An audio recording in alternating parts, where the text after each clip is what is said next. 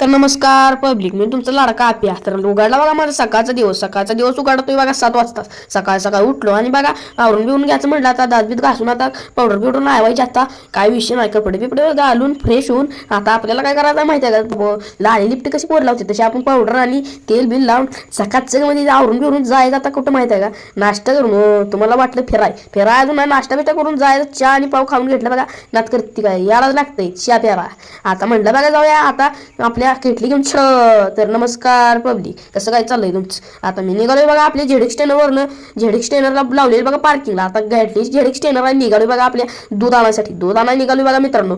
तुमचं कसं काय चाललंय आहे ना बरं? आता झेडिक्स स्टॅनर म्हणलं आता रानातनं कुठे बी घालाय पण जात नाही हो, इथंच पार्किंगला लावायला लागते. त्याच्यामुळे आता जायचं किटली घेऊन दूध आणायला जायचं. लवकर जायला लागतं 7:30ला. आता ती म्हणत असतील लवकर आला आज. आता दररोजप्रमाणे आपल्याला 7-7:30ला जायला लागते. आता दूध बीत घ्यायचं घेऊन गेलो घरला.